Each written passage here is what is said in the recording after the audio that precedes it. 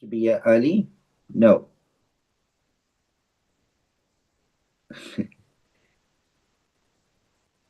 Thank you.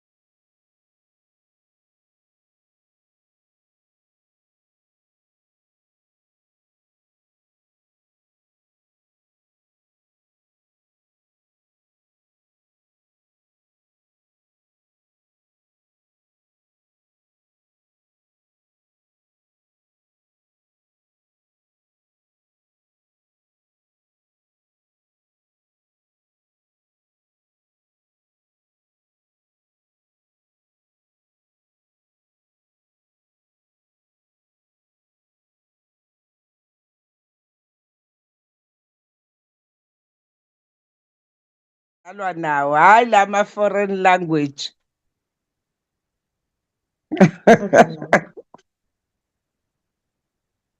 Mina nabadayisi.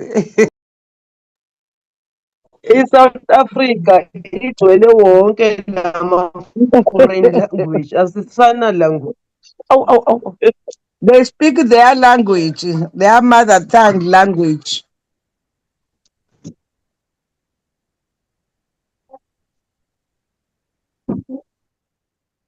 Kanti manje silindeni bafethu. Hayi. Linda u-4 to 5. Okay. Yezwa-ke honorable.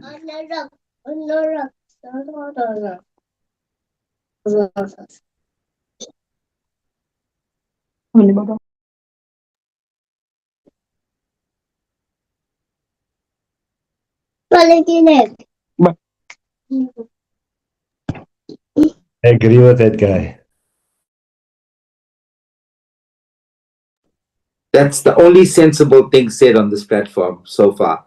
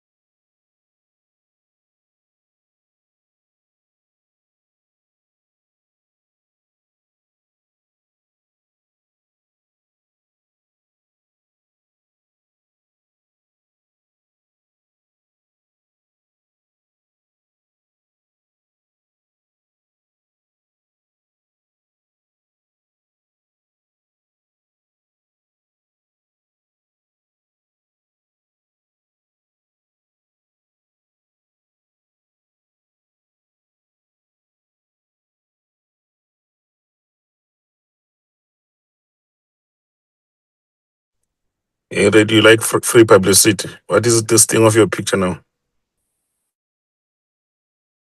You don't know how to put your picture on the on this thing. I'll show you. It's so easy. Put it there so people know who you are. So when they say show your face,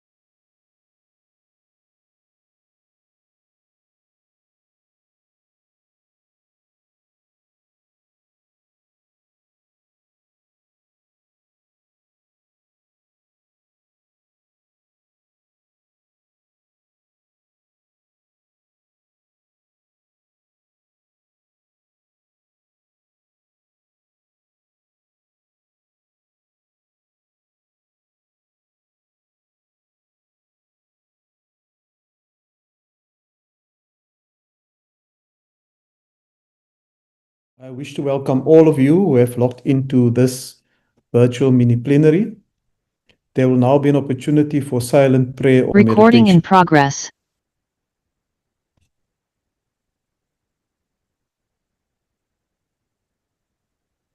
Thank you. Honorable members, before we proceed, I would like to remind you that this virtual mini-plenary is deemed to be in the precincts of Parliament and thus constitute a meeting of the National Assembly for debating purposes only. In addition to the rules of virtual sittings, the rules of the National Assembly, including the rules of debate, will apply. Members enjoy the same powers and privileges that apply in a sitting of the National Assembly.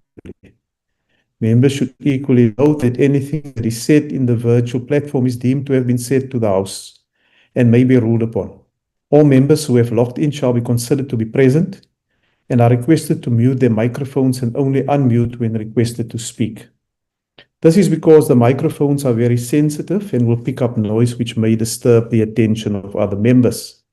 And when recognized to speak, please unmute your microphone and your video.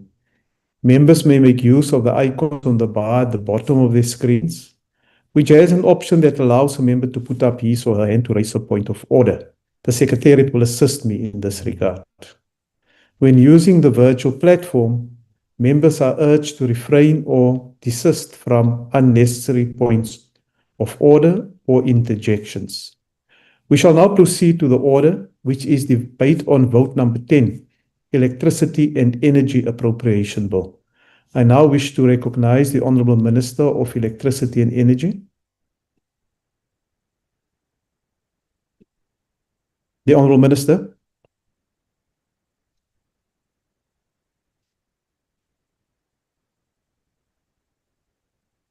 Is the Honourable Minister of Electricity and Energy on the platform?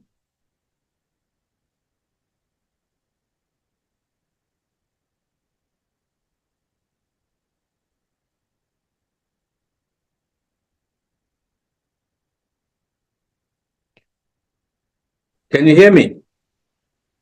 I can hear you now, Honourable Minister. Your sound is very low. Please proceed, Honourable Minister. Okay, no, thank you very much, House Chair, honorable members, fellow South Africans.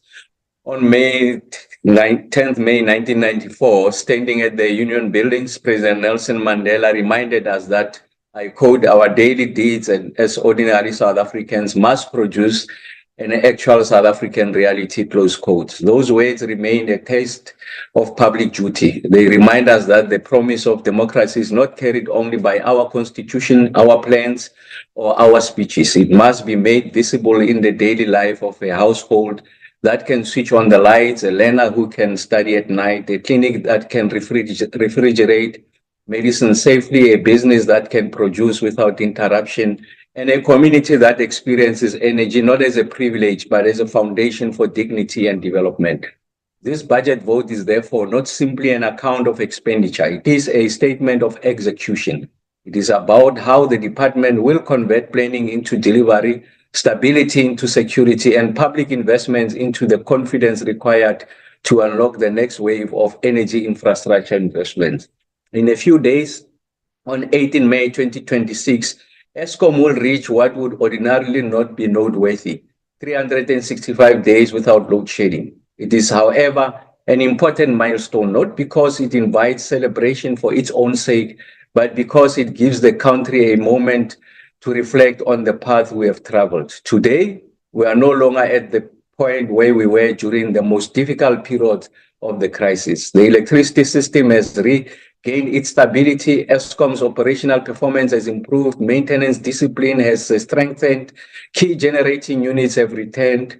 System coordination has become sharper, and executive oversight has become more focused. In this budget vote, we therefore present not only a departmental budget, we present a delivery program for the next phase of South Africa's energy journey.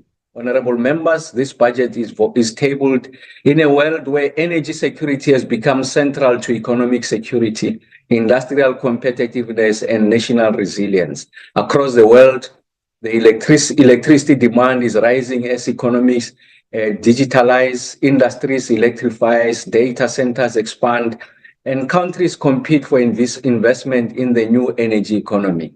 For South Africa, this is not a distant global trend. Reliable and affordable energy is now a condition for growth, employment, regional trade, industrialization, and inclusive development. It is also a condition for sovereignty because a country that cannot secure its energy future cannot fully secure its economic future. South Africa occupies a particular position on the continent. We have the largest electricity consumption per capita in Africa and account for more than a fifth of total electricity demand on the continent. Our energy system is therefore not only a domestic asset, it is a regional anchor. At the same time, South Africa remains exposed to global energy market volatility.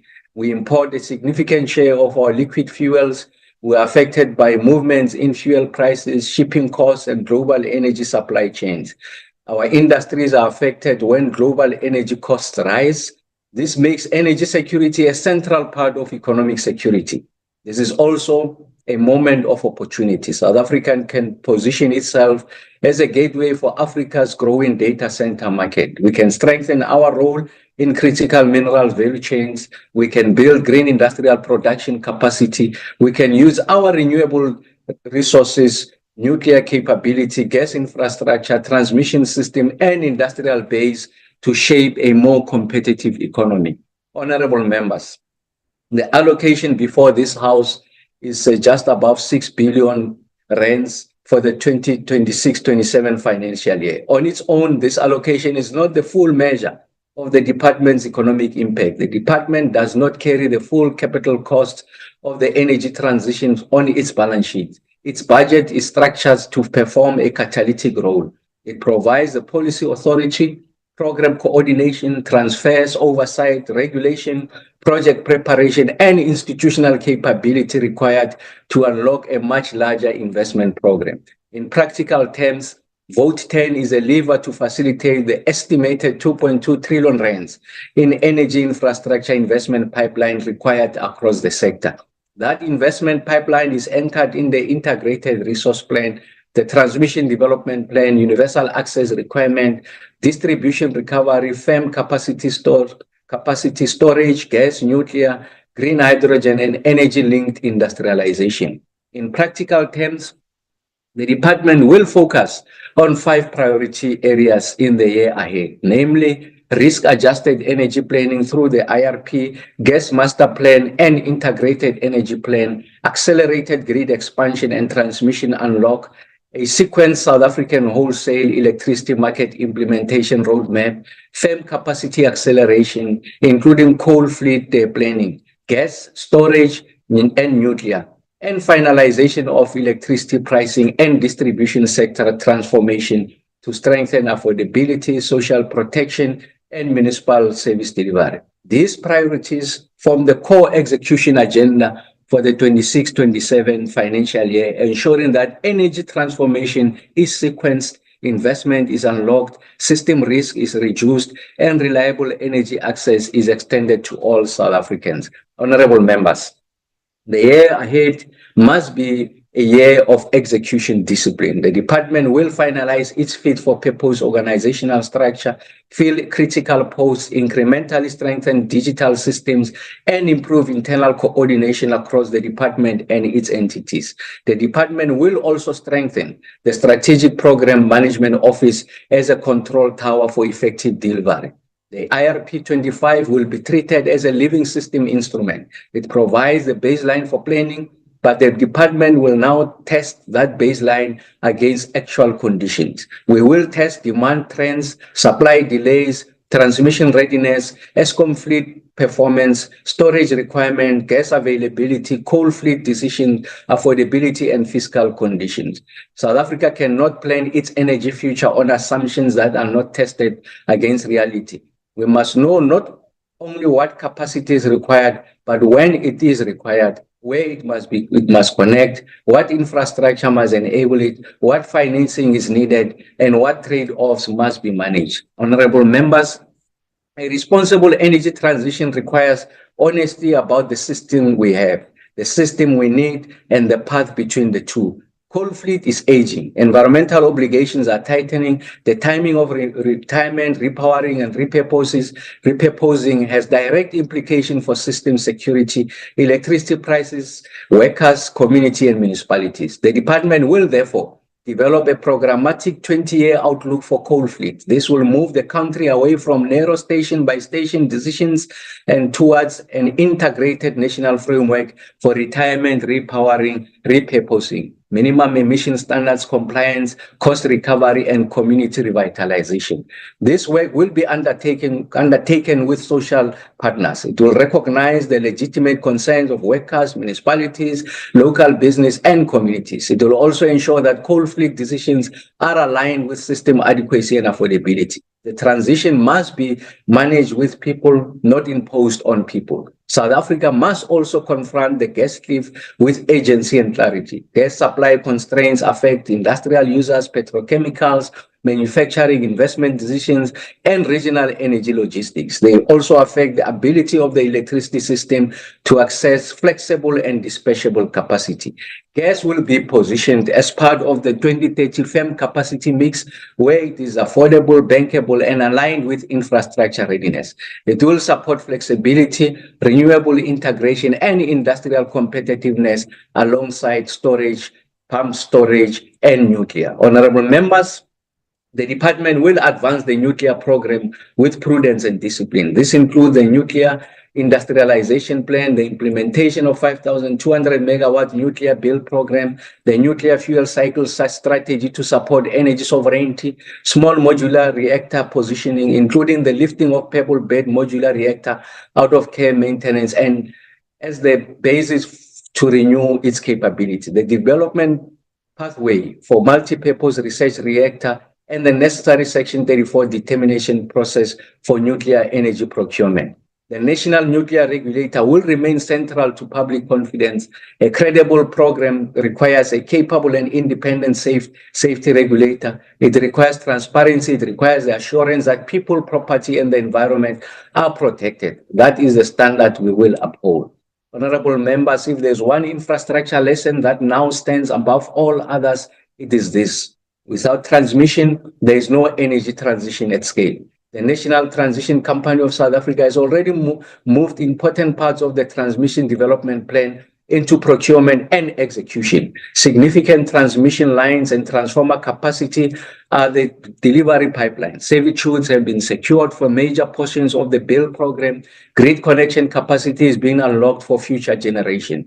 But the scale of the task requires a new delivery model. The department will secure confidence in grid capacity delivery through an integrated transmission expansion plan. This plan will bring together the TDP, the independent transmission project, collector grids, self-built models, shared transmission works, system reliance and requirements, and the integrated resource plan. Honorable members, South Africa is preparing for a more transparent and competitive electricity market. The South African wholesale electricity market will introduce clearer price signals, improve dispatch efficiency, allocate balancing responsibilities, more transparency, and reduce long-term reliance on the single buyer model. But market transformation must be sequenced with sensitivity. The department will therefore finalize and launch a sequenced South African wholesale electricity market implementation roadmap. The roadmap will set out the regulatory milestone, readiness gates, governance controls, pricing alignment, vesting arrangements, settlements arrangement, and the transition towards the transmission system operator. The market will not be built on uncertainty. It will be built on rules, oversight, and readiness and public interest. We are transforming the electricity market so that the state can retreat.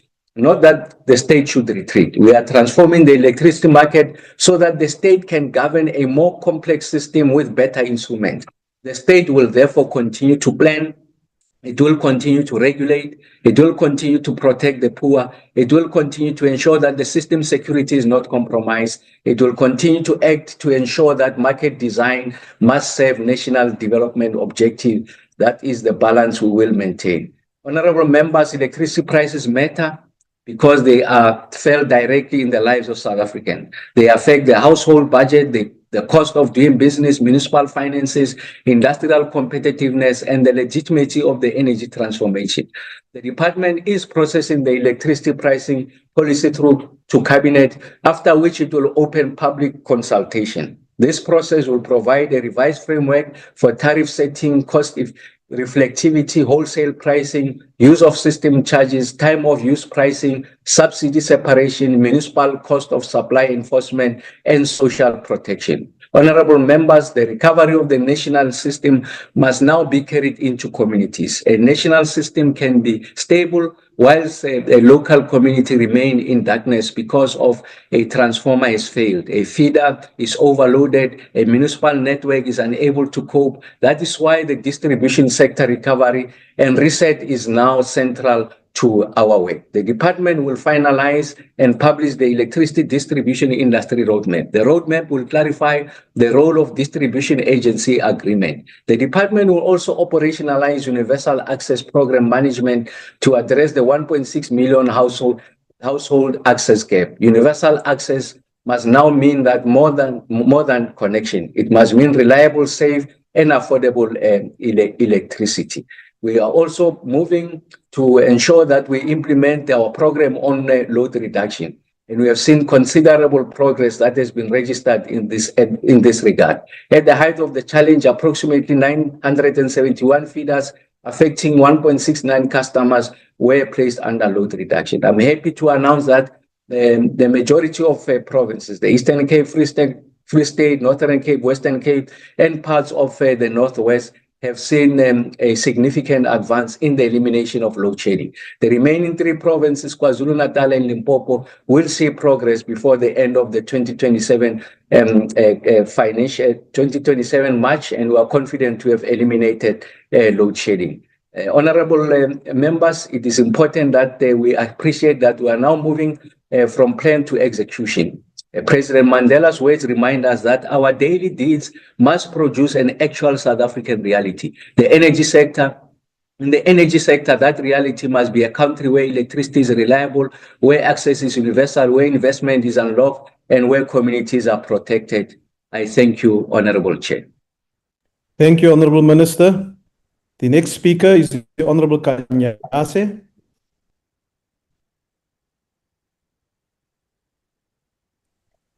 I extend greetings to the House Chair, all honorable members, and the people of South Africa.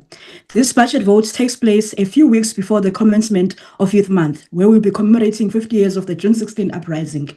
We need to work harder and more efficiently to increase accessibility to opportunities for the youth of South Africa who are educated, skilled, talented, and ready to work for the building of their future. House Chair, the Department of Electricity and Energy is the backbone of the economic growth and job creation in South Africa. This will happen by providing an enabling environment to address the trilemma of energy security, energy sustainability, and energy affordability. The splitting of the Department of Mineral Resources and Energy in 2024 came at a critical time when the country's national electricity utility experienced low levels of energy availability and elevated levels of unplanned outages. On the 1st of April 2025, the Department of Electricity and Energy officially became a standalone department. It focused its efforts in ensuring that the Energy Action Plan was implemented, and today the country has been without load shedding for more than 341 days. It is worth noting that the department is underfunded. The majority of its budget goes towards integrated national electrification program. In order to implement energy security, the budget of the department has to increase. Over the medium term, the department will focus on electricity reforms, ensuring and extending reliable accessibility to electricity, enhancing energy efficiency, and managing nuclear energy in accordance with international commitments. To do this, the department has been allocated 6.1 billion in the 2026-2027 fiscal year. The budget of the department is split over 5 programs. The first program is in its administration, which provides strategic leadership, management, and support services to the department, with an allocated budget of 281 million for the 2026-2027 financial year. The second program is energy planning and policy development, which aims to improve energy security over the medium term by implementing the revised electricity regulation amendment, amending the 2008 electricity pricing policy, and amending the Gas Act. Operationalizing the 2025 integrated resource plan implementation framework and publishing 4 energy statistic reports per year. The program has an allocated budget of 68 million for the 2026-2027 financial year.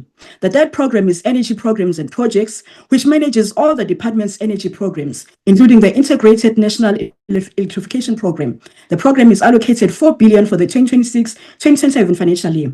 The Integrated National Electrification Program is important. From 1994, it has provided electricity connections to historically disadvantaged communities to correct the historical injustices of apartheid. Energy poverty must be eradicated and should have no place in our transformation project. The fourth program is Nuclear Energy Regulation and Management, which manages the regulation of nuclear energy in the country. The program has been allocated 1.6 billion for the year ahead, totaling 4.5 billion over the medium term. This area is crucial as the department and its entities have international commitments for regulation. More importantly, the domestic development of nuclear energy for electricity generation is a critical part of the green energy program and the just energy transition. It is able to add to the base load electricity supply like the Kobe Power Station.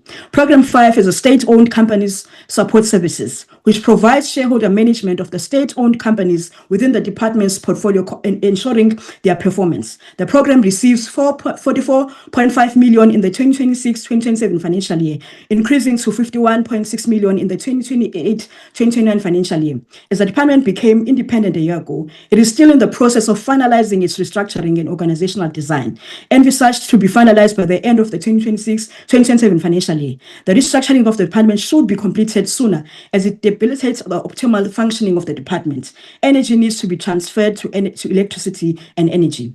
The important role that the Department of Electricity and Energy plays cannot be understated. The National Development Plan calls for an integrated energy sector by 2030, promoting economic growth and providing universal electricity access. It emphasizes energy security, diversifying energy sources, investing in infrastructure, fostering cleaner coal technologies, diversifying ownership, and implementing demand-side management and pro-poor tariffs. Thus, the role of the department is to ensure an effective integrated energy sector to allow for economic growth and job creation. The department will ensure this through effective energy policy and planning, particularly through the effective implementation of the Electricity Regulation Amendment Act, updating the electricity pricing policy, which sets the framework of how our electricity tariffs are calculated and enforced by the National Energy Regulator of South Africa, NERSA, effective implementation of the Integrated Resource Plan 2025 to ensure security of South Africa's electricity supply. This includes the effective implementation of the Transmission Development Plan, which calls for approximately 14,494 kilometers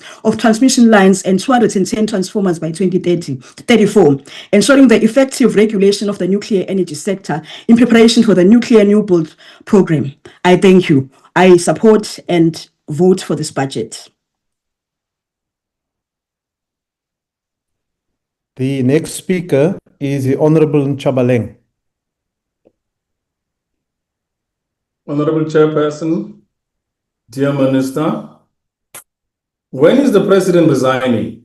He is a constitutional delinquent destroying this country every day he stays in the presidency. Honorable members, the GNU failures do not end at the department. They extend across its entities. While we rise to engage critically with the budget vote of the department, we acknowledge the importance of this newly established department and its mandate to secure South Africa's energy future. But we must also confront the serious shortcomings reflected in this budget and its implementation.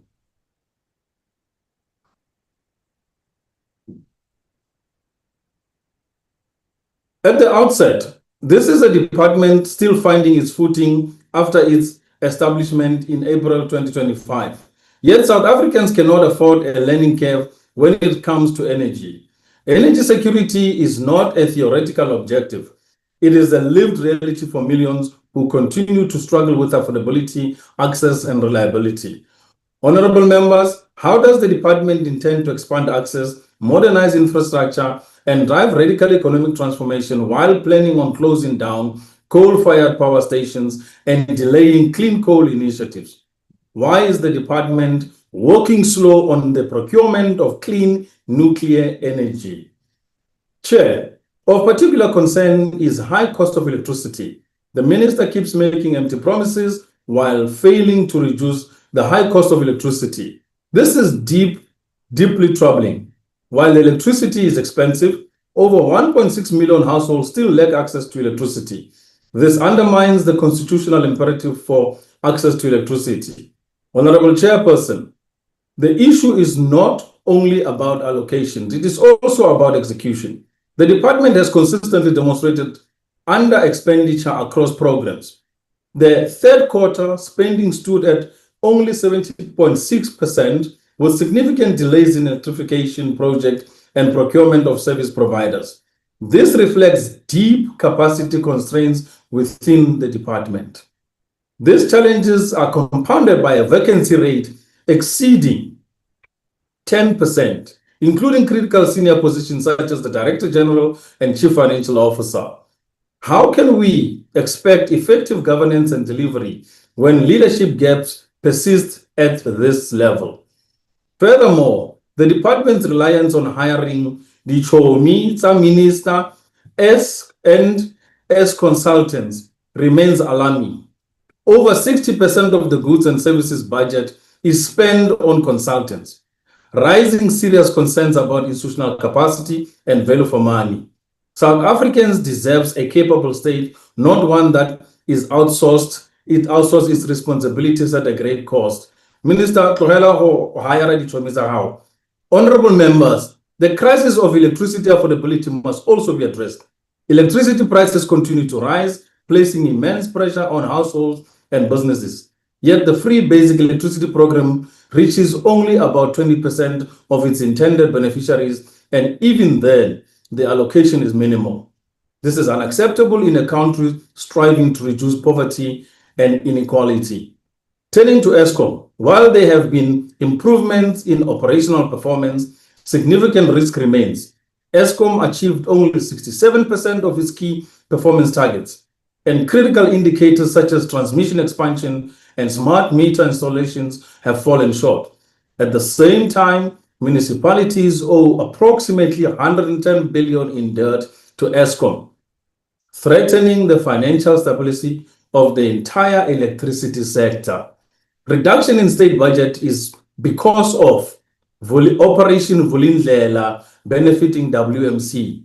The developmental state is deliberately starved of resources so that the private sector will step in and finance vital programs such as transmission. The state transmission company will become a standalone entity that sucks the vital fluids out of the lungs of ESCOM. Honorable Chairperson, the department has identified a staggering 1.8 trillion rands funding requirements for South Africa's capital investment over the next decade. However, this budget does very little to outline a credible plan to mobilize such resources without a clear financing strategy from the state, and these ambitions risk remaining aspirationally rather than actionable. Equally concerning is the slow pace of policy reform, Chair. Critical frameworks such as the electricity pricing policy, the gas master plan, and the gas cliff that we are facing, and in the absence of a regulatory certainty, investment in the energy sector will continue to lag.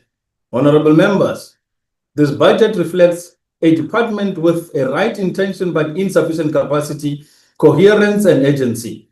We cannot afford fragmented policies, delayed implementation, and underperforming programs in a sector that is central to economic growth and social development. Therefore, we call on for a renewed focus on three priorities as MK.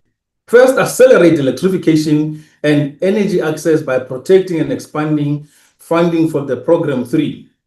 Second, strengthen institutional capacity by filling vacancies and reducing reliance on consultants. Third, prioritize affordability and equity by reforming electricity pricing and expanding free basic electricity to all qualifying households, Minister. In conclusion, this budget falls short of what is required to address South Africa's energy challenges decisively. It is not enough to maintain the system, and we must transform it. We must ensure that everybody household has access to reliable, affordable, and sustainable energy. We reject this vote, and we say vote MK, vote MK, vote MK. Thank you, Honorable Member. The next speaker is the Honorable Bapti, and the Honorable Makubele will take over the presiding of this session after the speech of the Honorable Bapti. The Honorable Bapti.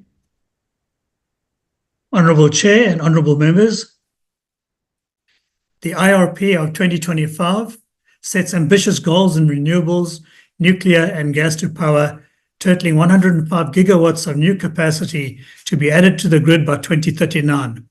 The intention is to shift our electricity supply away from coal towards renewables supported by gas and nuclear, so that we may achieve the objectives of meeting our net zero decarbonisation commitments by 2050, achieving price stability in an environment that has high infrastructure costs, upgrading and modernising the grid to cope with new generation, and supporting industrial growth for economic growth that is necessary to meet our country's employment needs. This new mix of 142 gigawatts of power includes reducing coal's contribution from 60% down to 27%, with 24% from wind, 21% from battery, hydro and imports, 18% from solar, 5% from nuclear and 5% from gas and diesel to power. The investment needed to achieve this ambition is estimated at 2.23 trillion rand, with most of the funding to come from private investors through independent power producers. These plans have serious implications in short, medium and long-term financial planning. How then are the entities within the Department of Energy and Electricity preparing themselves to facilitate and meet the shift that is contemplated in IRP 25? My comments will focus specifically on the entities of the National Nuclear Regulator, the National Radioactive Waste Disposal Institute, the South African National Energy Development Institute, and the National Energy Regulator of South Africa.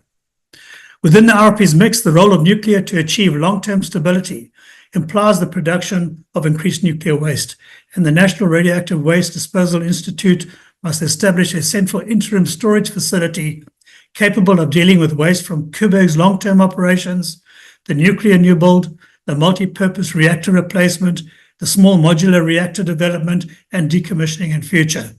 Costs associated with this facility are estimated at 2 billion rand, but it does not end there. In the long term, the establishment of a deep geological repository requires a further 16.2 billion investment.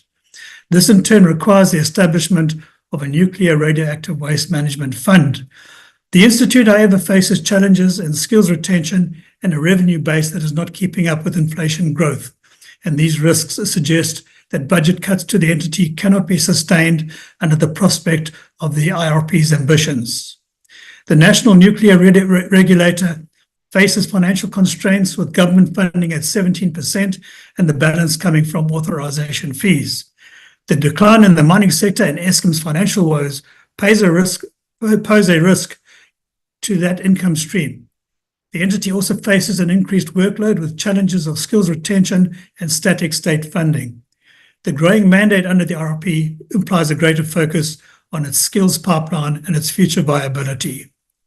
The South African National Energy Development Institute plays a multifaceted role in our energy complex, and this includes finding solutions to our energy challenges through testing and proofing of technologies, managing programs aimed at increasing energy efficiency, and carrying out research to deliver evidence-based advice and data or formulating energy policy. By its nature, the cost of highly specialized equipment and expert human capital comes with a high price tag, and moving research initiatives into commercial readiness faces a difficult-to-fill funding gap. So with 54% of its required funding in 26-27 coming from the fiscus, SANEDI's reliance on fees, interest, donor funding, and project revenue has increased. But the reforms in the electricity efficiency market and intellectual property management do offer them some hope. SANEDI's role in energy planning, however, is indispensable if the IRP 25 is to mature into the industrial and economic driver that it aims to be. The National Energy Regulator of South Africa's core function is to regulate our electricity, our pipe gas and petroleum pipeline industries. This it does through licensing operations, tariff setting, compliance monitoring and enforcement, and dispute resolution. This is an onerous task, and in the context of IRP 25 and the Energy Regulation Amendment Act, It has grown in complexity, diversity, and scale. The question then arises, is NERSA ready to execute on this mandate and to do so whilst protecting consumers from the impact of rampant electricity price increases?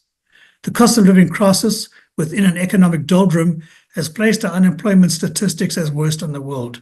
And this puts NERSA squarely in the hotspot of having to balance many things, like Eskom's historic inefficiencies and debts, the imperative of unbundling the monolith, be a referee in a competitive wholesale electricity market, navigate through local government dysfunction that appears to move relentlessly in the wrong direction, manage grid constraints, and implement fair access rules. Now, to do all this, the entity must have the funds to strengthen and expand its human capital. Green hydrogen and small modular reactors require new skills and new expertise within NERSA. The recent data input error of 76 billion rand illustrates just how essential it is that NERSA retains and builds on its capacity in an environment that is charged with legal challenges. NERSA is pivotal in our energy transition and makes a direct impact in the lives of every citizen and business.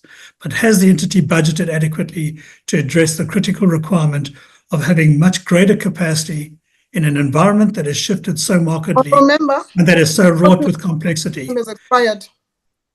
This question is central to NERSA's changed role in the future wholesale energy market and ambitions in the bold objectives of the IRP.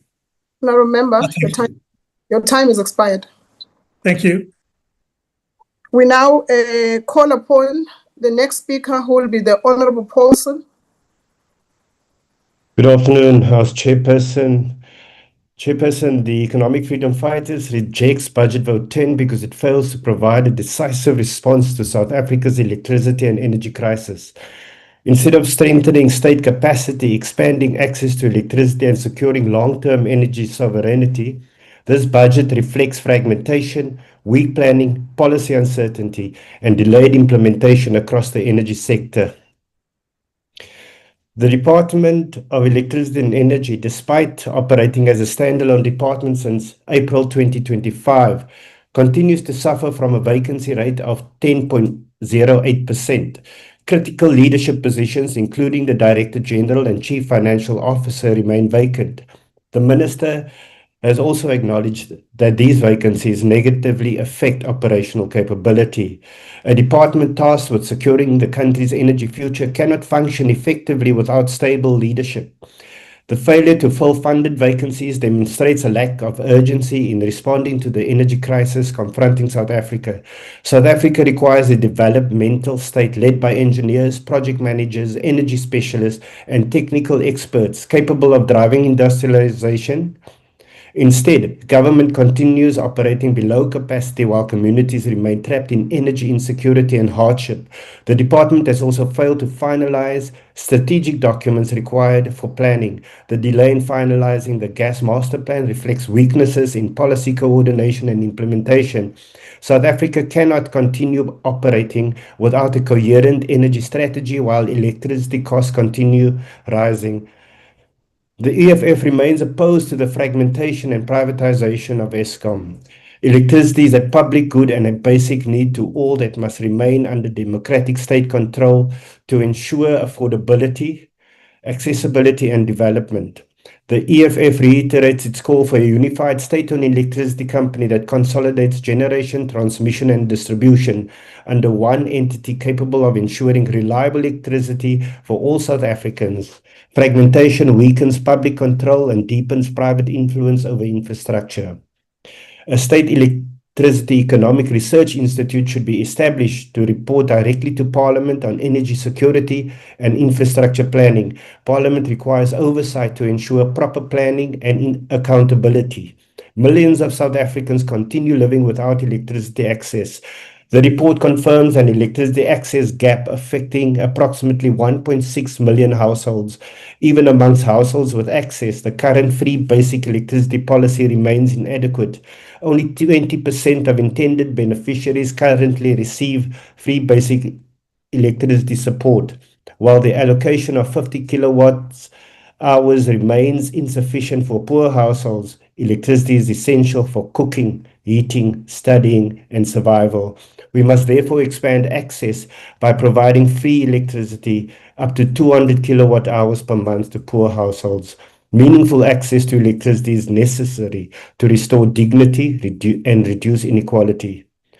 The department's under-expenditure of more than 190 million rand by the end of 2025 further exposes weaknesses in implementation and planning. Funds allocated for electrification programs remain unspent. Government has attempted to attribute delays to the late appointment of service providers and non-compliance by municipalities. However, these explanations cannot continue, excusing weak oversight and ineffective planning.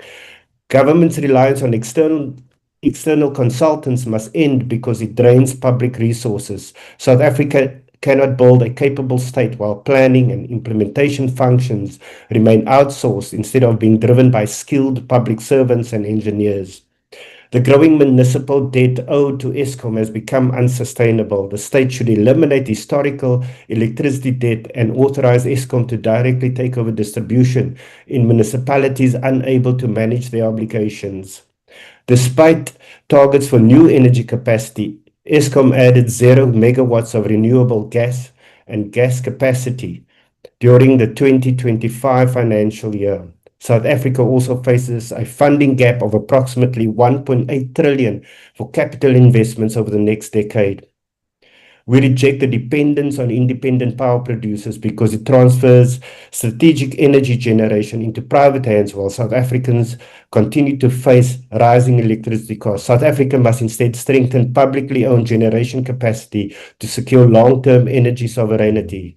House Chairperson, South Africa possesses more than 200 years of coal reserves, which should be leveraged alongside carbon capturing technologies to support industrial development and energy security. We have raised concerns regarding the lack of accountability mechanisms for funds transferred to entities under Programme 4. Targets for the National Nuclear Regulator remain weak, allowing repeated achievement without progress or accountability. This budget does not present an energy agenda capable of addressing inequality, unemployment, industrial decline, and energy poverty. Instead, it reproduces fragmentation, delayed implementation, and policy uncertainty, while South Africans continue to suffer the consequences of an unstable electricity system. The EFF therefore rejects this budget, and we call on all South Africans suffering under the weight of skyrocketing electricity prices, unaffordable transport costs, and high food prices registered to vote EFF on the 4th of November 2020. Paulson, Thank you unfortunately, very your much, time is expired. Chairperson. Thank you. The next speaker will be the Honorable Mhlongo. Honorable Chairperson, the IFP welcomes the department's emphasis on disruption-free electrical service provision for all South Africans. However, we note the underrepresentation of rural communities in its implementation plan. The IFP remains steadfast in advancing the socio-economic development of South Africa's under-resourced rural communities, whose development continues to be hindered by inadequate access to electricity. We welcome the department's commitment to qualitatively transforming energy demographics by prioritizing women and youth. The IFP has long believed that uplifting this vulnerable demographic is key to an equitable South Africa. By involving women and young people in the country's plan to expand electric access, we simultaneously empower vulnerable populations and establish a more evenly distributed energy landscape. The IFP is aligned with the department's idea of an integrated energy sector as outlined in the National Development Plan. Nuclear sources remain an important part of South Africa's energy landscape and must remain in the mix. We acknowledge that Programme 4 Nuclear Energy Regulation and Management has been allocated the second largest portion of the department's budget for the fiscal year. The IFP emphasizes that these funds must be used effectively and transparently to maintain safe, non-politicized usage of our valuable nuclear resources. We note with concern that the Clean Energy Sub-Program budget has decreased significantly over the past year from 431.3 million rands to 190.5 million, a 55.83% drop, with justification yet to be provided. The IFP urges the department to consider the socio-economic advantages of renewable energy resources.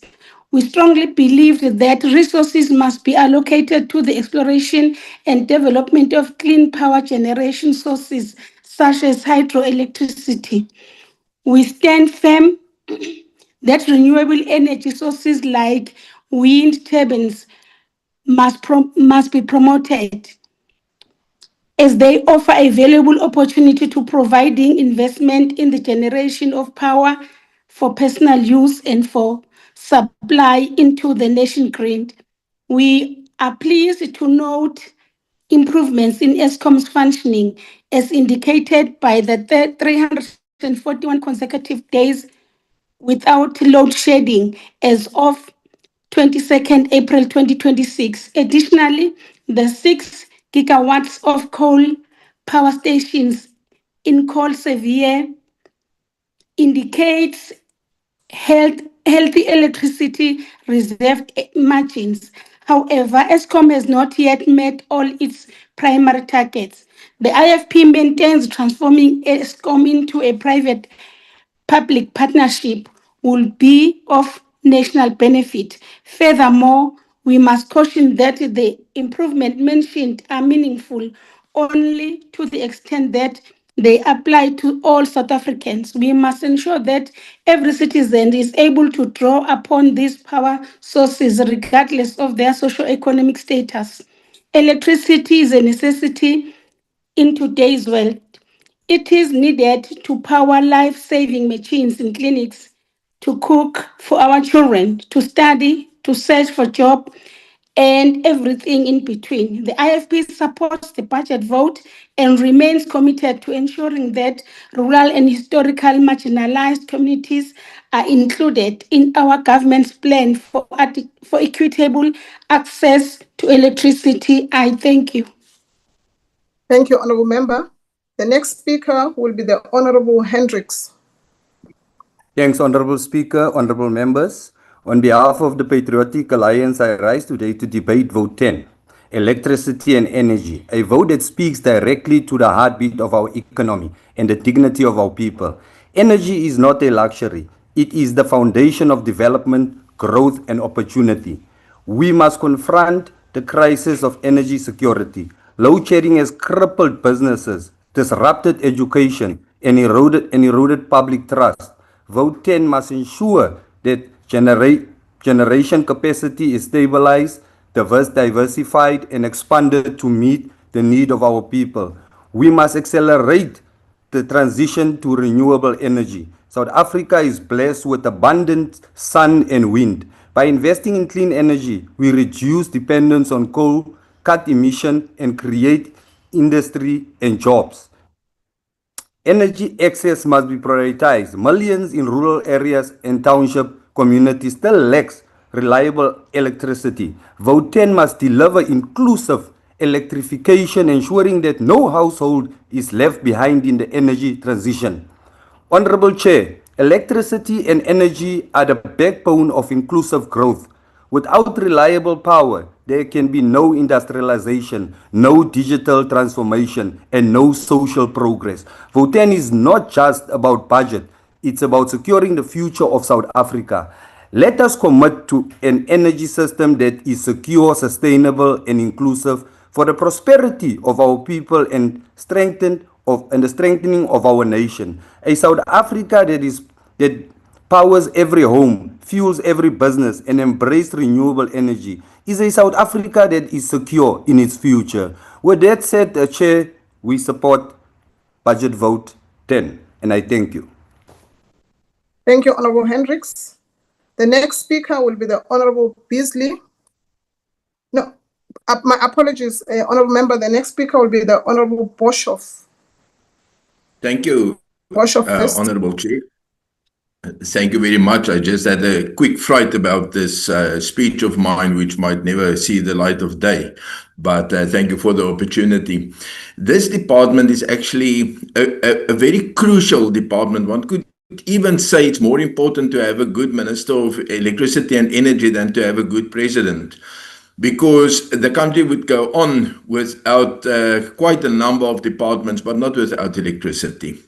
Even today, with the war in the Persian Gulf going on, it emphasizes the central part, which is becoming even more central because we can generate our own electricity while we cannot make our own crude oil.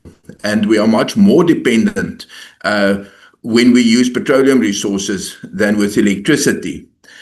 Now, this department has oversight over its own programs, which is very important, but also over the very important institutions like Eskom, where the profit of the company, which is projected for this year and indicated in the estimate of national expenditure, is about 21 billion rand compared to this whole department's budget of some 6 billion rand. So that makes quite a big difference. It's actually, this department is like the dwarf controlling the giant. It's very important to have all the systems in place and to do so. What is also important is to realize that electricity is not just a social good to be distributed to people to have a dignified life. It's also the lifeblood of industrialization, and the reindustrialization of South Africa is impossible without the availability and also the affordability of electricity. And that's where the problem lies. That at the moment we don't have load shedding and we have sufficient electricity for the economy because the economy is not growing, because we have such an anemic economy which does not require much electricity, because smelters which provided a lot of jobs but also required a lot of power shut down, and they don't use that power again, which means that we as normal consumers have it available, but ever less of us have a job. That is a very big problem. Now, the nuclear program is one of the, shall one say, one of the things that gives one hope that things are improving. A problem with that is, of course, that a bit more than 10 years ago, the Pebble Bed reactor was mothballed by this very ANC government, and now it is recognized as one of the saviors, the possible saviors of the South African economy and of power generation. Well, let's not be unthankful for good insights, even if they are a decade late. There's one more thing that is actually a big problem, and that is that the tariffs which Eskom proposes for solar, rooftop solar, is devised to be a punishment to people who generate their own electricity from their roofs. And it's possible to follow the argument. Eskom has to produce or has to deliver the electricity during peak hours when the sun does not shine, and therefore it has to have that capacity, which is very expensive. But should it not be better for Eskom or whoever to incentivize people to invest in their own home storage as well as in their own solar top generation? Rather incentivize the bridging of those peak hours than punishing the people who have already saved Eskom from the disgrace of not being able to produce the power. I thank you. Your time has expired. The next speaker will be the Honorable Beasley. Honorable Chairperson, Action SA will support Budget Vote 10 because South Africans have at long last experienced a measure of relief from the devastating era of relentless load shedding. For 362 days, as of today, South Africa has not experienced load shedding. This matters. It matters to the small business owner who can finally keep the doors open. It matters to factories trying to maintain production lines. It matters to households that have endured years of uncertainty, damaged appliances, lost income, and rising frustration. Credit must therefore be given where progress has been made. Eskom's operational performance is improving. The utility achieved an energy availability factor of 65.16%, which is an improvement on previous years. But Chairperson, we cannot confuse improvement with success. Eskom itself has set a target of 70% and has still fallen short of that benchmark. South Africans know this all too well because the electricity system remains fragile. One or two major breakdowns can still push the country backwards. The reality is that South Africa's energy crisis has not been solved. It has merely become less severe. Action SA therefore supports this budget, not because the work is complete, but because the work remains urgent. Chairperson, there is another crisis that receives far less attention than load shedding itself, the unbearable cost of electricity. Even when the lights stay on, millions of South Africans increasingly cannot afford to switch them on. Electricity tariffs continue to rise far above inflation, strangling households already battling rising food prices, transport costs, and unemployment. Small business manufacturers, restaurants, and entrepreneurs are also being crushed by escalating electricity costs that make economic growth and job creation far more difficult. South Africa cannot industrialize while electricity remains unaffordable. We cannot speak of inclusive economic growth while poor households are forced to choose between electricity and food. That is why Action SA believes government must urgently prioritize electricity pricing reform. Chairperson, Action SA also welcomes a continued focus on expanding electricity access through the Integrated National Electricity Program. Yet the committee heard that approximately 1.6 million households still require electricity to access. This is a reminder that energy poverty remains a daily reality for many South Africans, especially in rural and underserved communities. Action SA further believes South Africa's energy future must be diversified and modernized, expanding transmission infrastructure, enabling private generation, investing in gas, renewable battery storage, and ensuring a stable regulatory environment are all essential if we are to secure long-term energy security and lower costs over time. Chairperson, reliable electricity is not a luxury, it is the foundation of economic growth, investment, dignity, and job creation. South Africans are tired of crisis management. They want long-term, stable, affordable electricity and an energy system capable of powering economic growth. Action SA will support this budget because progress must continue, but we will continue holding government accountable until electricity in South Africa is not only reliable, but also affordable. I thank you, Chair. Thank you, Honourable Beasley. The next speaker will be the Deputy Minister of Electricity and Energy. Chairperson, thank you. Energy policy only matters if it improves the daily lives of South Africans. It matters to the family trying to keep the lights on at the end of the month. It matters to the municipality struggling to maintain aging infrastructure. It matters to the small business owner trying to keep staff employed while dealing with rising operating costs and unreliable systems. And that is why this budget vote cannot simply be about programs, plans, or technical language.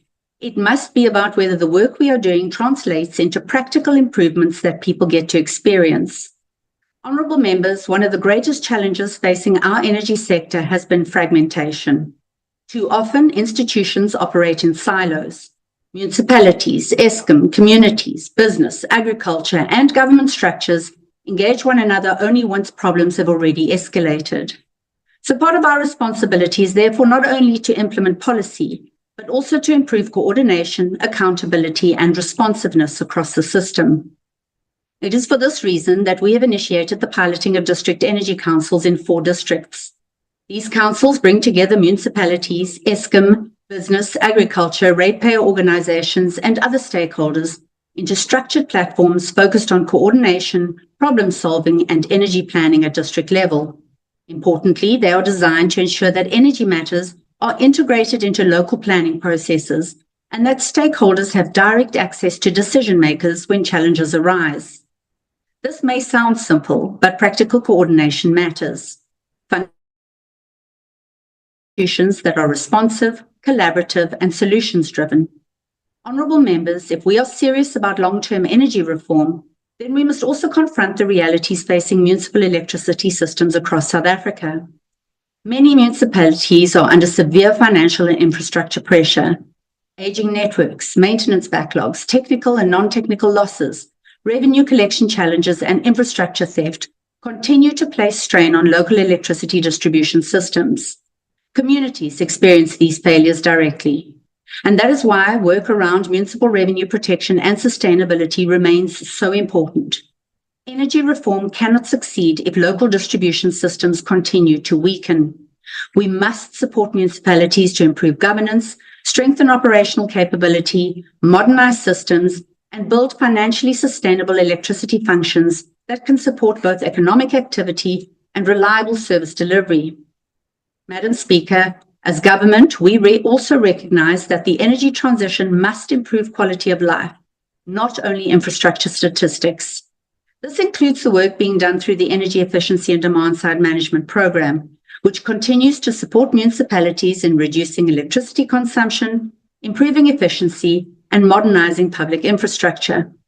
During the 2025-26 financial year, 58 municipalities participated in the Municipal EEDSM program, supported through grant allocations aimed at accelerating the adoption of energy-efficient technologies and demand-side management measures.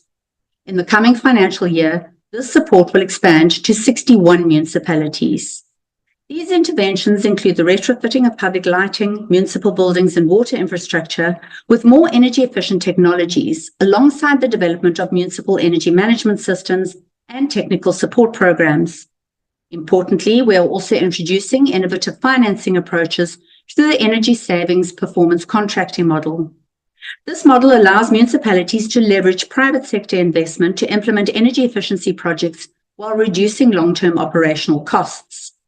Through a blended finance approach, current program allocations are expected to unlock additional private investment into municipal energy infrastructure and efficiency improvements. This is not only about reducing pressure on the grid.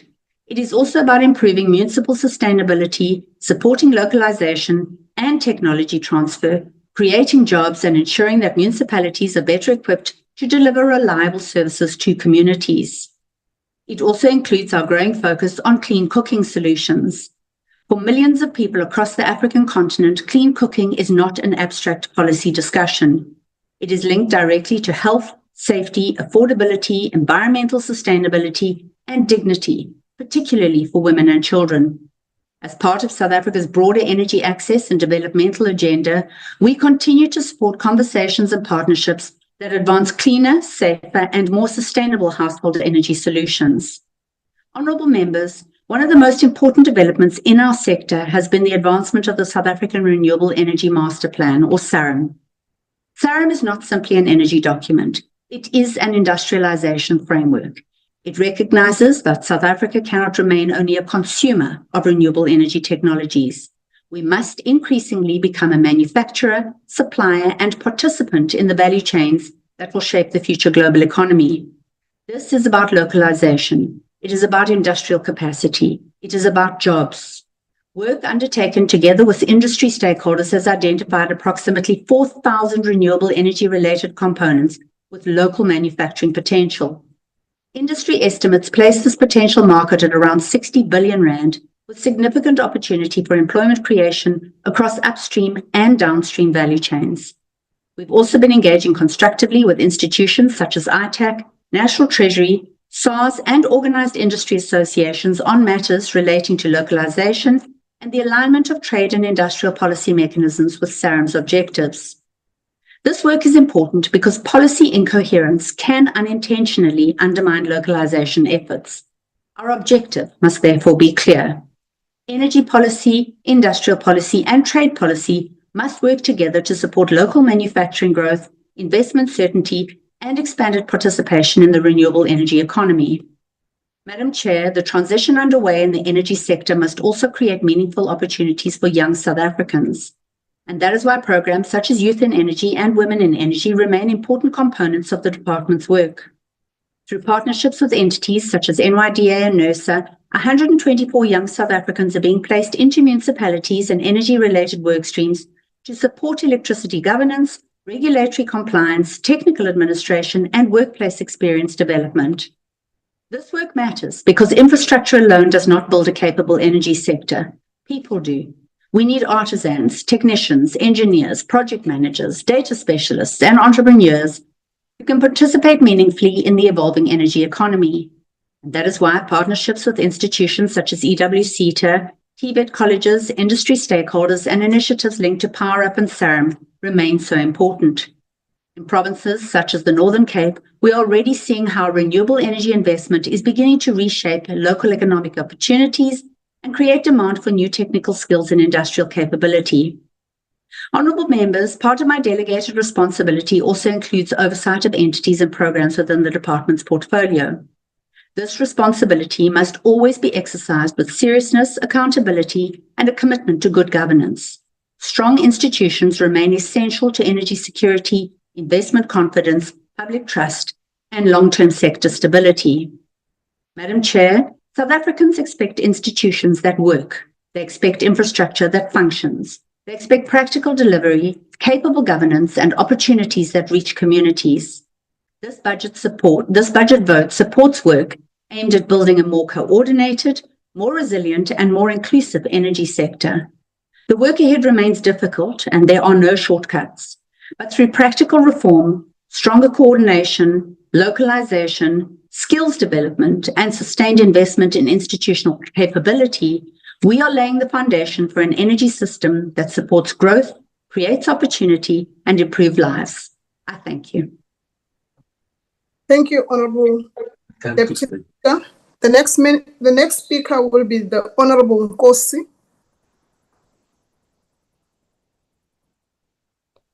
The Honourable Nkosi. Thank you, Honourable Chairperson, Honourable Minister, Honourable Members of the House, and fellow South Africans. I rise today on behalf of the African National Congress to support the budget vote 10 for the Department of Electricity and Energy. This budget is more than just a set of numbers. It is a declaration of our intent to finalize the restoration of energy sovereignty and anchor the inclusive industrial renewal of all South Africans. That is what grounds the programs of the department. Bahlonishwa, sihlangana esikhathini esiwujuqu emlandweni wesizwe sakithi. Kwaphela iminyaka abagxeki bethi inkinga yamandla kagesi ngeke ixazululeke. Kodwa namuhla ngaphansi kokuqaliswa ngenkuthalo kohlelo lokusebenza lwezamandla lwe-ANC, i-ANC Energy Action Plan, sikhombisa ukuthi abagxeki ohlala bagxeka bebangakhulumi into ekuyiyona, amaqiniso ayazikhulumela wona namuhla. We have now achieved over 350 days without load shedding. This is not a matter of luck. It's a direct result of commitment to the Generation Operational Recovery Plan, coupled with systematic maintenance, which have seen unplanned outages gradually decline by 50% and a healthy reserve margin established. For the first time in 17 years, Eskom has reported an operating profit, with a year-to-date pre-tax profit of 34.9 billion, which is a clear sign of renewal and stabilization. Eskom now ensures maintenance is paid from its own revenue. Eskom has met 67% of its KPI targets, with notable improvements in the energy availability factor, and a 25% of reduction in OCGT fuel cost, saving around 10 billion rands. We are no longer just managing a crisis, we are ending it. Complacency has no place in the department and its programs. We have secured the national supply, and our focus now turns to ending the load reduction, which affects townships and villages.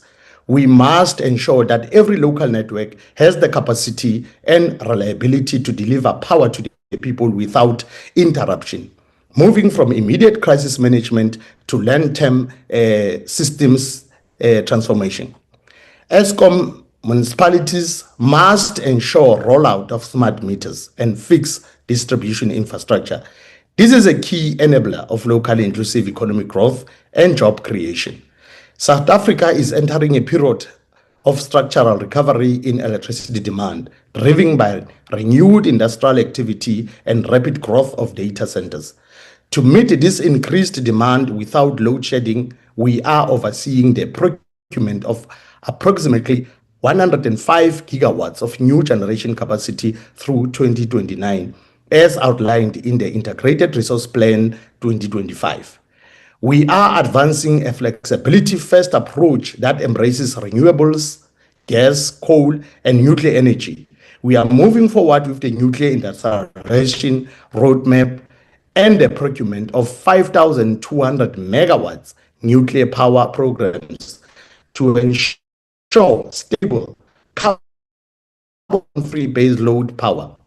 Similarly, we are rating gas to power infrastructure with a target of 6,000 megawatts of new capacity by 2030, anchored by liquid natural gas import terminals.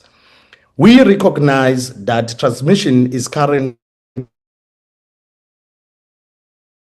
the binding constraint to our end of the to build over 14,500 kilometers of new transmission lines by 2034. Through the first round of independent transmission projects, we are already procuring 1,164 kilometers of new 400 kV lines to unlock investment renewable rich provinces. At the distribution level, we are assisting municipalities through distribution agency agreements and the rollout of smart metering. This is essential to meeting the rising demand of our industrial hubs and closing the gap between the national supply and the local delivery. The ANC believes that the access to electricity is not just a privilege, but a right to dignity, inclusion, and opportunity. 1% of the South African households are electrified. This budget commits 3.9 billion this year to the Integrated National Electrification Program to reach the remaining 1.6 million households by 2030. Whether through the grid or off the grid renewable solutions, we will ensure that the rural community or township is not left behind. Ukusungulwa kwalomnyango ozimele kwakuyisinyathelo esithathwe ngenhloso yokunenkinga esithi kanti lela seyabonakala njengamanje. We have established the grid, restored Eskom to the pre-profit of 34.9 billion, and created a roadmap for universal access. The ANC Energy Action Plan is the foundation of our industrial renewal. This budget provides a fuel power to South Africa's next long term. I move that the House adopt the budget vote 10. I thank you, Honorable Chair. The next speaker will be the Honorable Thring.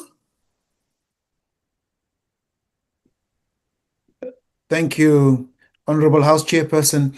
The ACDP is cognizant that this budget vote of some 6 billion seeks to stabilize supply, accelerate generation capacity, and support energy transition. While these goals are necessary, the ACDP is not convinced that this budget adequately resolves the structural and regulatory constraints that continue to undermine affordability, reliability, and investor confidence. A central concern of the ACDP is the persistent escalation of electricity tariffs, driven in part by the pricing methodology applied by Eskom and approved by NERSA. The continued use of the modern equivalent asset value model inflates the valuation of Eskom's asset base to some 1 trillion, while the real asset value sits at some 400 billion rand, thus enabling higher tariff applications that place undue pressure on households, municipalities, and businesses. This approach does not reflect the depreciated real condition of much of Eskom's infrastructure, nor does it incentivize efficiency. The ACDP positions that this budget also falls short in addressing governance weaknesses and operational efficiencies within Eskom, including plant performance, maintenance backlogs, and financial sustainability. While allocations support new generation initiatives, insufficient emphasis is placed on grid expansion and modernization, which remain critical bottlenecks for integrating renewable energy. Moreover, the ACDP believes that there is limited clarity on timelines and measurable outcomes for energy reform programs, including the unbundling of Eskom, especially the distribution sector, and the strengthening of the transmission entity. Without clear accountability frameworks, these reforms risk further delays. As kingdom builders, the ACDP recommends the following reforms. First, speedily amend the relevant electricity pricing legislation to require Eskom to adopt the real asset value methodology in tariff applications, ensuring that pricing more accurately reflects the actual depreciated value of infrastructure. This would promote fairness and increase affordability for consumers. Secondly, accelerate investment in grid infrastructure to unlock private sector generation and renewable energy integration. Thirdly, strengthen oversight and performance management within Eskom with clear consequences for underperformance. And fourthly, enhance transparency in tariff setting processes and ensure that NERSA applies stricter scrutiny to cost assumptions.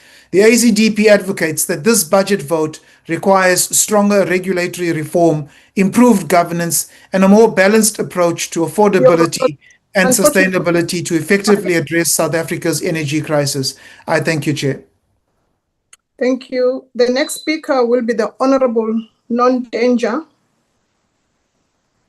Thank you, House Chair.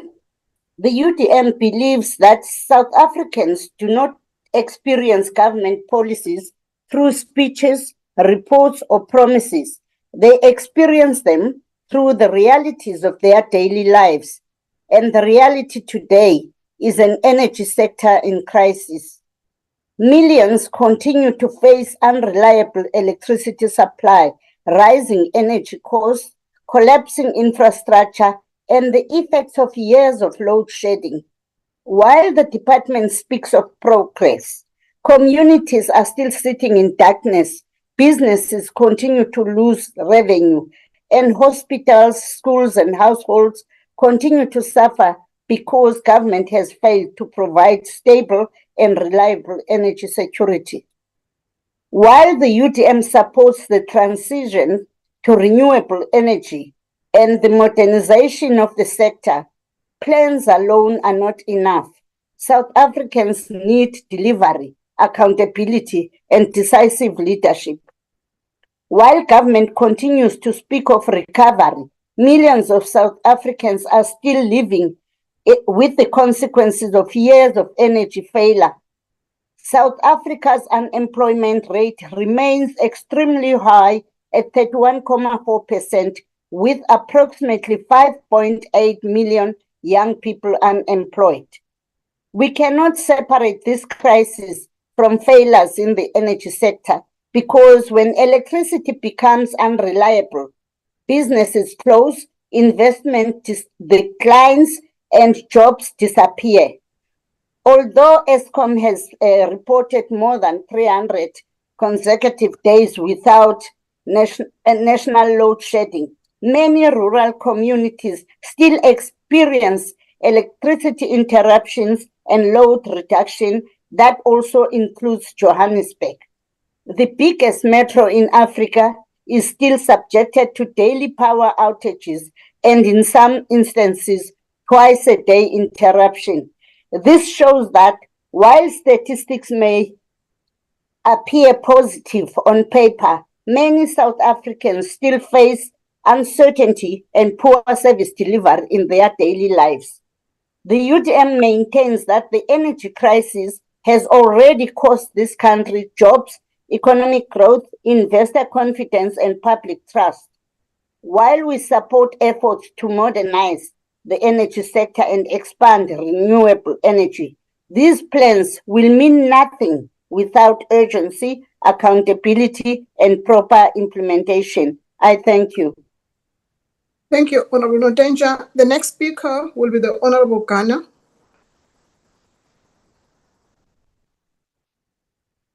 Nakenza Mthamashitulu, Holobze.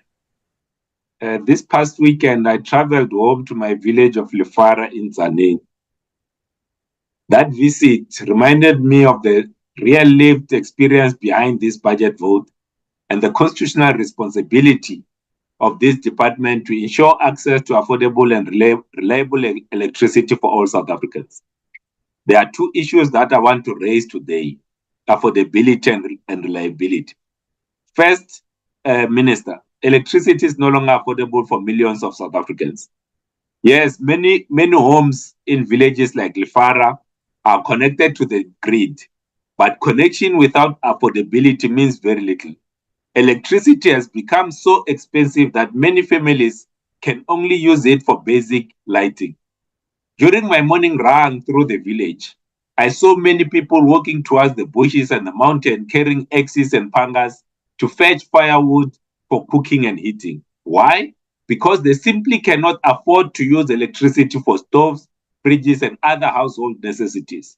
It reminded me of the painful days before electrification reached our village. The free basic electricity allocation is no longer enough.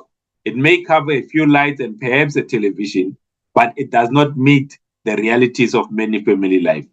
When electricity prices started escalating, South Africans were told these increases were necessary to fund the construction of Medupi and Kusile power stations.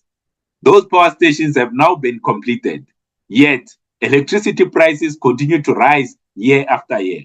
Every year, a new justification is presented while poor households sink deeper into energy poverty. At what point do we apply the brakes to these relentless increases, Minister? Secondly, is the issue of reliability of supply. Earlier this year, when debating your ministerial statement to eliminate load reduction, I raised the plight of villages in Tzaneen that continue to suffer from this injustice. Even this past weekend when I was home, many residents complained about the ongoing load reduction that affects them. And for many, they could not even watch the first half of the Orlando Pirates match that played on Saturday because there was no electricity in their homes. Load reduction has quietly become a permanent feature of life for many poor communities.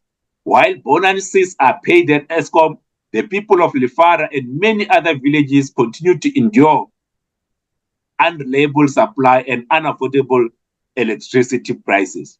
As Rising Mzansi, we want this department to focus decisively on lowering the cost of electricity and eliminating load reduction once and for all. Thank you, Honorable Kana. The next speaker will be the Honorable Dr. Musi Maiman. Thank you very much, House Chairperson.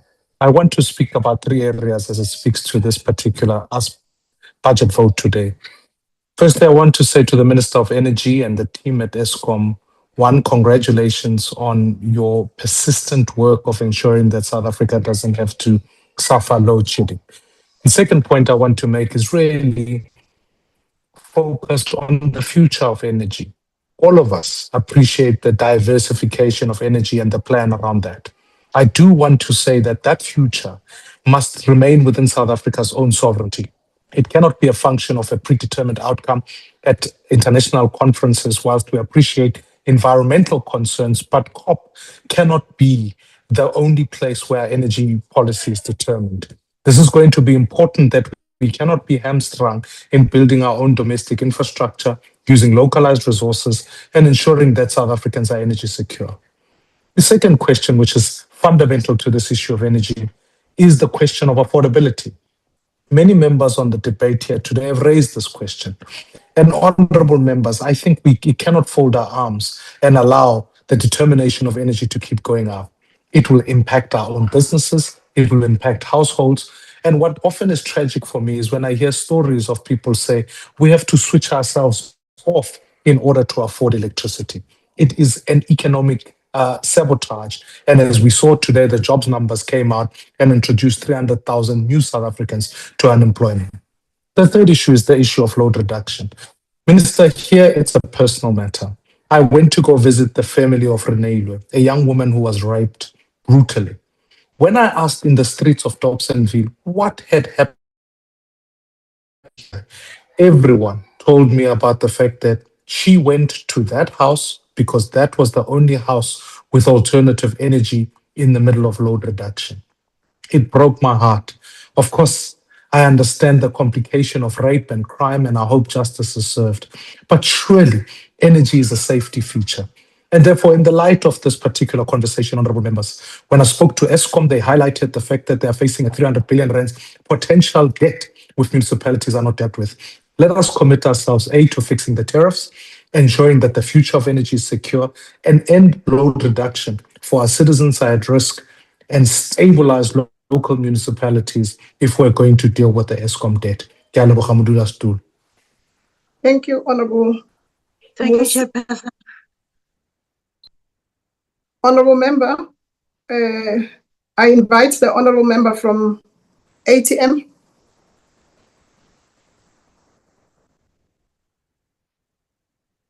Honorable Member from Al Jamaa.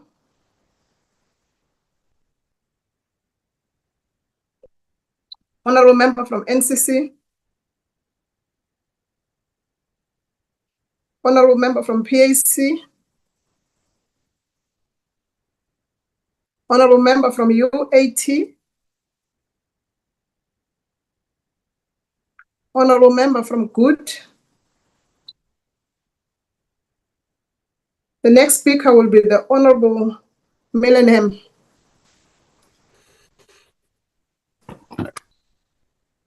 House Chairperson, South Africa's gone nearly a year without load shedding. That's great news. It's brought relief to households, businesses, and an economy battered by years of scheduled darkness. But it's not the end of the electricity crisis. It's not proof that ESCOM is fixed. It's not proof that this department is delivering. And it is certainly not proof that South Africans can afford the electricity that this government, the system of electricity that this government has built. The electricity crisis has changed form.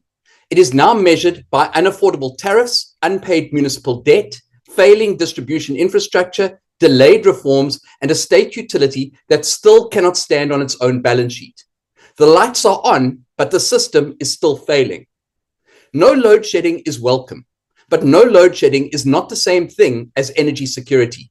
On reliability, affordability, municipal performance, open markets, investment, and consequences for failure, South Africa is still a long way from where it needs to be.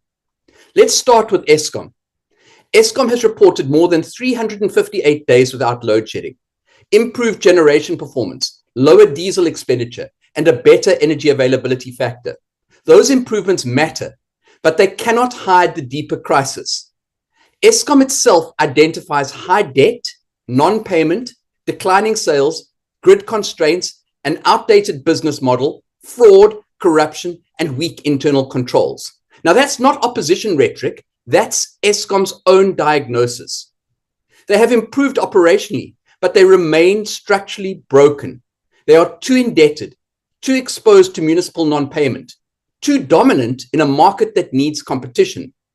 They are too central to a system that can no longer depend on one entity to carry generation, transmission, distribution, debt recovery, reform, and grid expansion.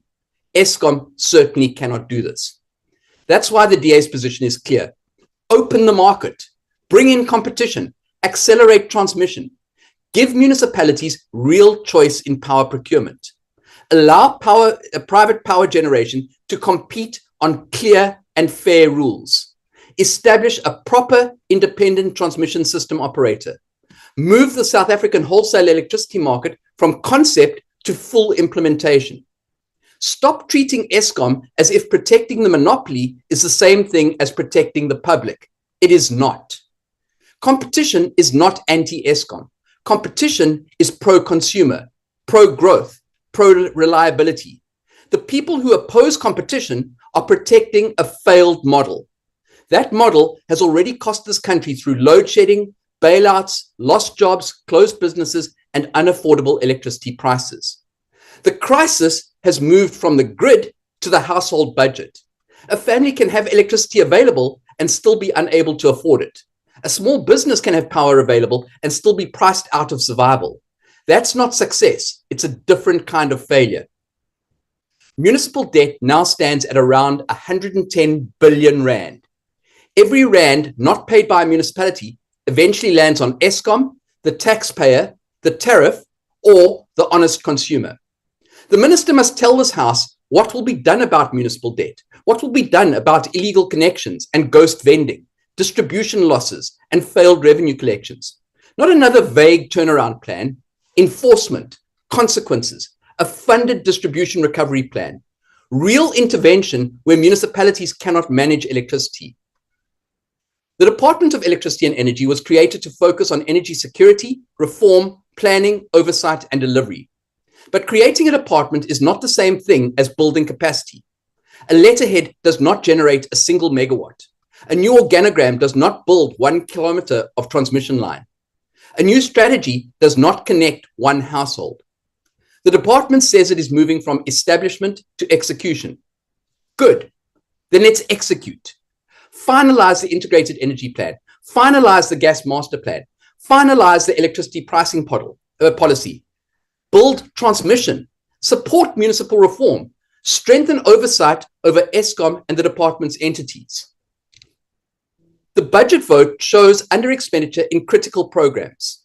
The Integrated National Electrification Program has been affected by slow spending. The departmental program responsible for state-owned entities has also spent far below projection. These are symptoms of a department struggling to convert mandate into delivery. The minister cannot ask Parliament to applaud intention. This House must measure delivery. And the same thing applies to NECSA. There is real value in South Africa's nuclear capability, but nuclear policy cannot become a shelter for unfunded ambition. NECSA's plans include front-end fuel supply and radioisotopes, fluorochemicals and small modular reactors, and the replacement of Safari 1. These are major commitments. They require money, timelines, risk management, and transparency. But an 80 billion rand ambition is not a plan. A strategy without a funding model is not a strategy. A nuclear program without financial discipline is a liability. The DA is not anti-nuclear. We are anti-waste. We are anti-secrecy. We are anti-grand announcements that arrive before the hard work has been done. South Africa has had enough of energy policy by announcement, enough of plans without execution, enough of state entities that fail and then ask the public to pay. House Chairperson, the lights are on, and that's fantastic. Now stop celebrating and start reforming. Because Eskom is not fixed. Municipal debt is not fixed. The grid is not fixed. Pricing is not fixed. And distribution is not fixed. Thank you, Chairperson. Has expired, Honorable Manahem. The next speaker will be the Honorable Hassan. Thank you very much, House Chair.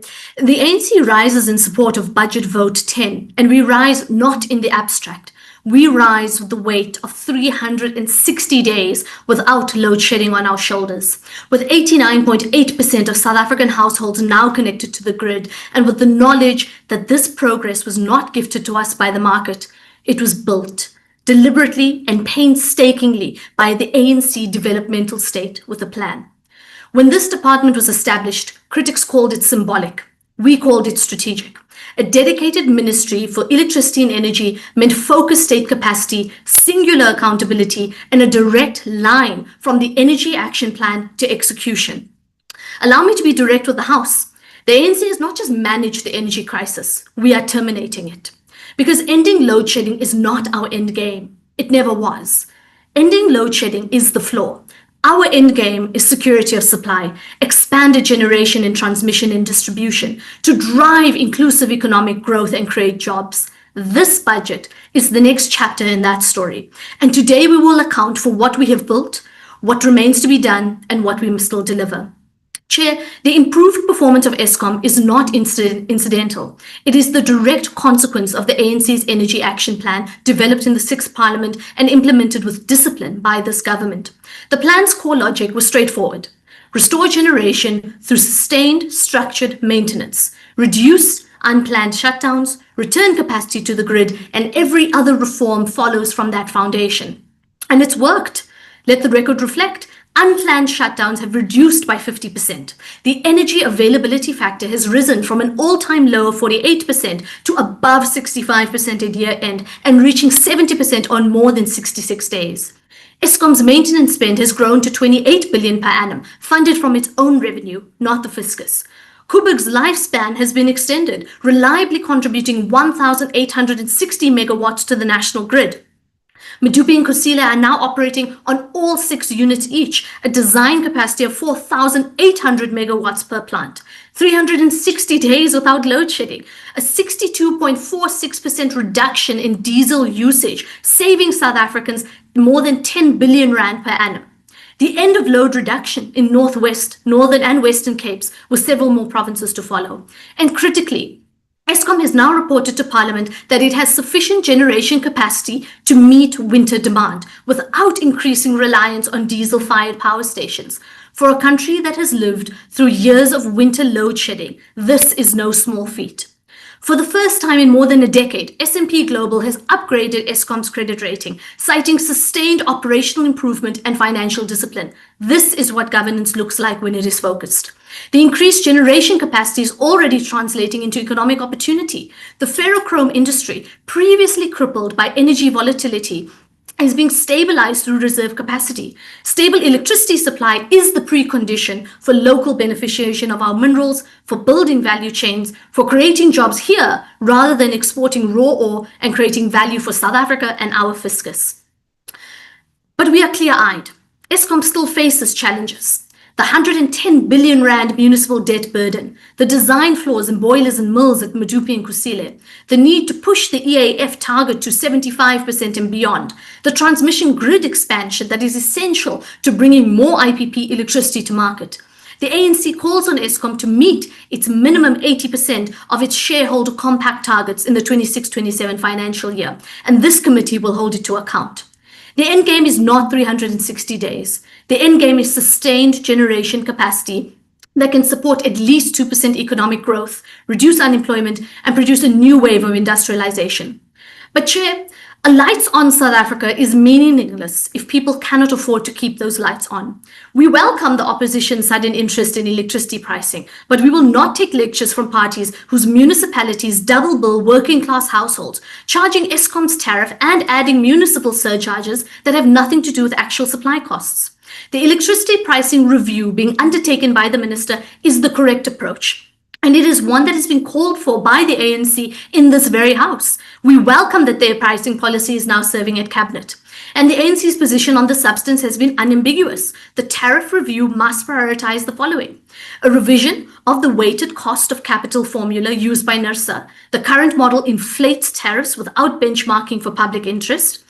An upward revision of 50 to 200 units of free basic electricity allocation, which no longer now reflects the real energy needs of poor households, the full utilization of the 10 billion rand indigent grant, of which only 2 billion is currently reaching the people who need it. That gap must be closed urgently, and the rollout of smart prepaid meters coupled with solar panels and solar water heaters, empowering communities to manage their own energy consumption and reduce costs. On NERSA, there must be more than just an administrator of tariff applications. It must be a regulator in the public interest with the skills, capacity, and mandate to audit Eskom and municipalities on their regulatory asset-based values and costs, and to ensure the cheapest possible price reaches the end user. NERSA's own funding model must also be reviewed. A regulator whose finances are declining cannot efficiently fulfill its mandate. And in particular, it must be capacitated, not just in regulatory systems, but in the technical and economic skills to audit Eskom and municipalities effectively. Honorable Bhakti was correct in identifying this. The error in Eskom's regulatory asset base must be resolved. NERSA's tariff methodology must also be comprehensively reviewed to ensure that it serves the public, not just the utility. Electricity is a constitutional imperative. It is not a revenue stream for municipalities, and it is a level of return that must be a utility rate of return, and the ANC will not allow it to become a debt trap for the poor. On the gas cliff, the tabling of the gas bill in Parliament is the first and correct step. This legislation is far superior to previous gas law, and it must supersede it. It is creating, or it could create, investor certainty across the full gas value chain, from import facilities to domestic resource development to transmission, distribution, and sale. Regulatory structures must also be set up promptly, and the gas must reach the end user at the cheapest possible price, based on the cheapest import alternative, not import parity pricing.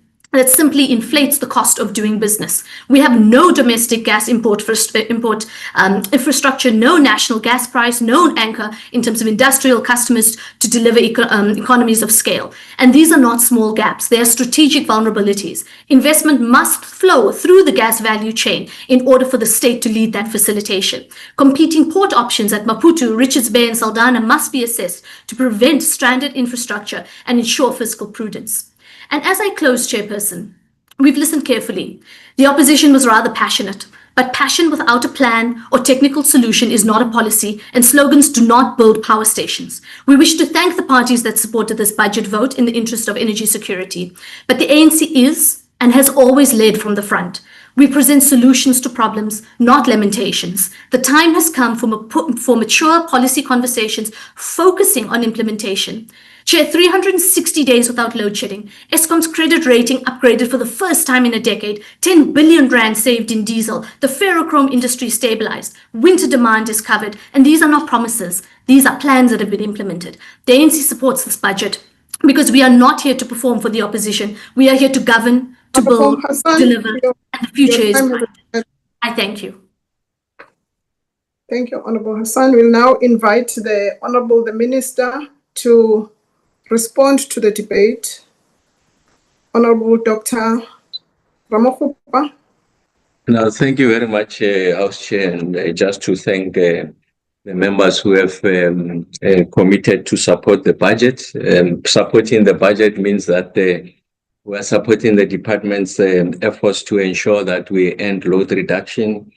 The people of Limpopo, Nkuwa, and many parts of the country are able to receive uninterrupted electricity going forward. Supporting this budget means that you're supporting our efforts to ensure that the 1.69 million households that don't have access to electricity, those are affected, like I said, by load reduction, are going to benefit from the democratic dividend.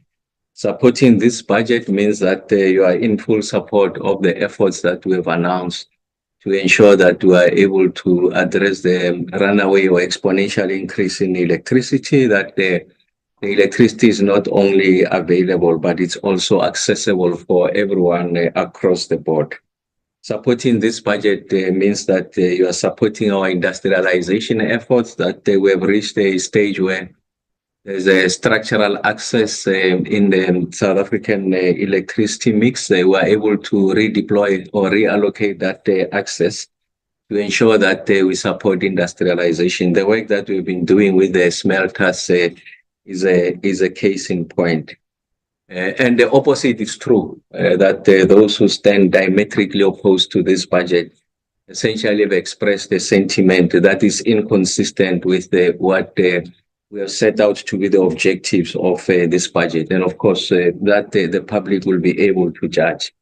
Let me just go back to some of the points that have been raised. Thank you very much, Honorable Fapti. You're absolutely correct that one of the areas that requires attention is to ensure that the SOEs within the energy fraternity are fit for purpose, and ensure that we are able to address some of the funding gaps that are confronting some of the entities. You make a correct observation that a lot of them are reliant on the fiscus. I mean, Sanedi, as a case in point, has got huge potential to raise revenue on its own to get to a position where they're able to self-fund finance. Of course, that has to do with the categorization of Sanedi. It's a conversation that we're taking up with National Treasury so that classification is readjusted to allow Sanedi to be able to raise their own revenue. And as you know, that we are repositioning Sanedi to be the preeminent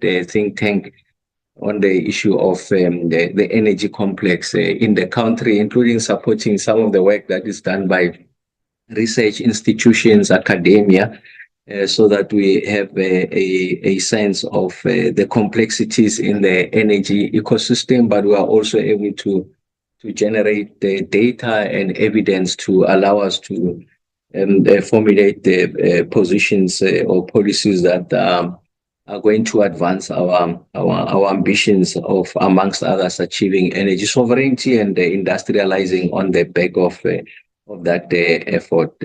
Of course, Honorable Crown Prince, I wish I had friends who were consulted to be considered for work in the department. That's not the case. Nothing could be further from the truth. And my friends are engineers doing exceptionally well. They don't rely on government tender. So I think it's important that we reflect on the truth. And of course, the information can be made available to everyone. I guess that the common theme that is coming across is the issue of the price of electricity. I do accept the critique from the colleagues. I've made the point that we are finalizing the electricity pricing policy, and it will be coming out for public consultations to allow the public to air their views. I do understand the agency and the speed that is required. Again, this department, as we are fixing, we are delivering. We are connecting people to the grid. We are working with ESCOM on the TDP. We are on the financing of that TDP, working to support ESCOM to achieve that 70% EAF, making sure that we address the price of electricity, release the IRP. So the department is working with all its objective and subjective challenges. I think we're on a good path. So this represents an energy future for the country, and I'm more than confident that the department is stands ready to deliver. Thank you very much, House Chair. Thank you, honorable members. That concludes the debate and the business of the virtual mini-plenary session. The mini-plenary will now rise. Thank you, Chair.